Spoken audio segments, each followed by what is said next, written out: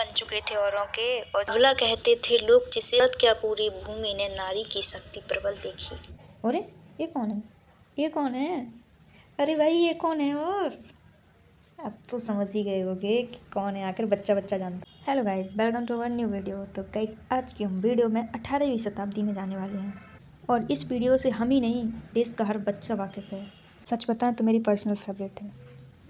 मोरोपंती जी, जो कि बिठूर के पेशवा बाजीराव के दरबारी थे और ये वाराणसी काशी के भदैनी क्षेत्र में रहते थे और इनके साथ इनकी पत्नी भागीरथी बाई जी रहती थी। बनारस में ही इन्हें एक पुत्री का जन्म हुआ जिसका नाम इन्होंने मणिकर्णिका रखा। किंतु कहते हैं ना, पिता और पुत्री का रिश्ता ही कुछ अलग होता है, इसलिए इनके पिता इन्हें प्रेम से मनु कहकर पुकारते थे। समय बीतते ही जब 4 वर्ष की मनु थी तब उनकी माँ का देहांत हो गया था और वह अपने पिता के साथ बिठूर आ गईं, जो कि कानपुर में पड़ता है। पेशवा बाजीराव इन्हें प्यार से छबीली बुलाया करते थे और अपनी पुत्री मानते थे।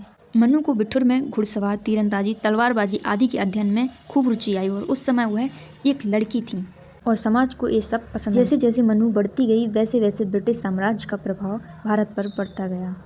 सन 1842 में मात्र 14 वर्ष की उम्र में मनु का विवाह झांसी के राजा गंगाधर राव नेवालकर से हुआ। राजा इन्हें अपनी लक्ष्मी मानते थे, इसलिए लक्ष्मीबाई बुलाते थे। अब यह लक्ष्मीबाई बन चुकी थी। राजा को रानी की घुड़सवार और तलवारबाजी अत्यंत प्रिय थी, इसलिए वे दोनों तलवारबाजी किया करते थे। नवंबर सन 1851 को रानी की एक पुत्र का जन्म हुआ जिसका नाम उन्होंने दामोदर रखा, किंतु जन्म के 4 महीने बाद दामोदर की मृत्यु हो गई। इससे राजा के स्वास्थ्य पर काफ़ी गहरा प्रभाव पड़ा और राजा ने अपने स्वास्थ्य को देखते हुए आनंद राव को गोद ले लिया, जो कि उनके चचेरे भाई के बेटे थे और इसका नाम भी उन्होंने दामोदर राव रखा, क्योंकि उस समय झांसी को अंग्रेजों की विलय नीति से बचाने के लिए झांसी के उत्तराधिकार होने की बहुत ज़रूरत थी और उसके अगले ही दिन राजा की मृत्यु हो गई। अंग्रेजों के लिए यह बेहद खुशी का समाचार था। अब पूरी झांसी रानी को सिर्फ आशा की नज़र से देखती थी, क्योंकि एक तरफ अंग्रेजों का प्रभाव था और दूसरी तरफ राजा की मृत्यु का दुख था।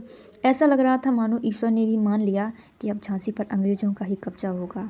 इस समय सिर्फ रानी पर ही नहीं संकट के बादल छाए थे, पूरी झांसी पर छाए थे और अब अंग्रेजों ने झांसी पर कब्जा करने की घोषणा कर दी और रानी को वार्षिक पेंशन देकर झांसी के किले को खाली करने का आदेश दे दिया।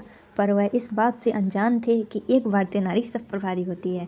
उस समय रानी का एक ही कहना था कि जाकर कह दो उन फिरंगियों से, कि जाकर कह दो उन फिरंगियों से कि रानी विधवा हुई है, झांसी विधवा नहीं हुई। दोस्तों, अब तक क्या अंग्रेजों का प्रभाव कम था? जो अपने ही आ गए, अपनों को में पहुंचाने आ गए। जी हाँ, हम बात कर रहे हैं ओरछा की रानी लड़ाई सरकार के बारे में। तो बात थी कि लड़ाई सरकार का मानना था कि झांसी मेरी है, जबकि झांसी को पूर्वजों के द्वारा युद्ध में प्राप्त, इसी के चलते लड़ाई सरकार ने अंग्रेजों के साथ विलय नीति बनाकर झांसी के किले को प्राप्त करना चाहा और रानी ने अंग्रेजों के साथ मिलकर झांसी की रानी को ओरछा आने का निमंत्रण दिया और रानी वहां पर गई और उनको कैदी बना लिया गया।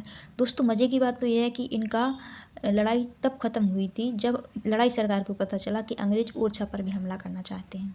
लेकिन एक बार और जब अंग्रेजों ने झांसी के किले पर आक्रमण कर दिया था तो रानी पिछले दरवाजे से ऊपर से कूदी थी अपने घोड़े को लेकर और पीछे अपने पुत्र को पीठ पर बांधे हुए थे और पीछे अंग्रेजी सेना रानी का पीछा कर रही थी और रानी ग्वालियर की ओर चल दी, जो कि झांसी से कुछ दूरी पर पड़ता। उस समय ग्वालियर के राजा जीवाजीराव सिंधिया थे, जिनके पास भारी मात्रा में सेना हुआ करती थी, विशाल सेना हुआ करती थी।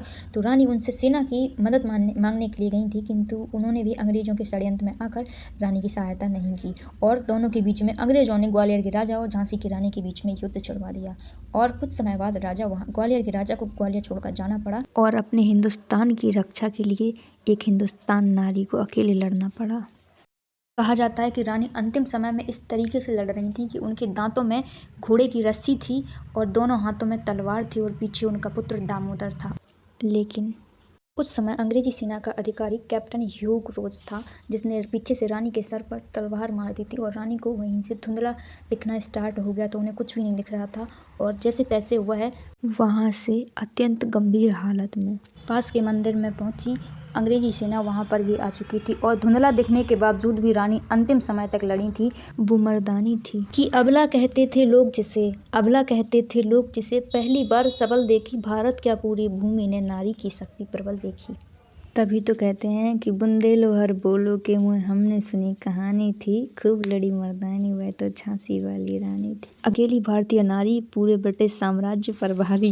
भारत में एक नई क्रांति आई थी उस समय। 18 जून सन 1858 को ग्वालियर की कोटा की सराय में रानी अंग्रेजों से लड़ते हुए वीरगति को प्राप्त हुई थी। लेकिन मेरे मन में अभी भी सवाल अभी भी यही उठता है मन में कि आखिर वो अकेली क्यों लड़ी। पूरा हिंदुस्तान था, सब अपने थे उनके, पूरा हिंदुस्तान अपना था, फिर भी रानी अकेली क्यों लड़ी उस समय। अकेली ही क्यों आखिर। फिर बाद में बात समझ ही आ जाती कि अपने तो गुलाम बन चुके थे, अपने तो गुलाम बन चुके थे औरों के, और जो बाकी बचे थे वो गद्दार बन चुके थे। फिर अपने कौन बचे थे, फिर अपने कौन बचे थे? अरे अपने तो मातृभूमि को प्यारे हो गए थे। इसीलिए तो आज भी हर एक हिंदुस्तान के हृदय में जिंदा है वो नारी। वो आज भी जिंदा है, कल भी जिंदा थी और कल भी जिंदा रहेगी, वो अमर है। गाइस आई डोंट नो आप लोगों को अच्छी लगी या नहीं लगी वीडियो, क्योंकि मेरा ये पहली बार ट्राई था। एंड प्लीज़ अच्छी भी ना लगी हो ना तो भी कमेंट बॉक्स में एक रिस्पेक्ट के लिए कुछ लिख देना लक्ष्मी बाई के लिए। मुझे नहीं चाहिए कुछ लाइक माइक, कुछ नहीं चाहिए तुम्हारी, बस रिस्पेक्ट के लिए एक कमेंट लिख देना। And thank you so much यहाँ तक देखने के लिए।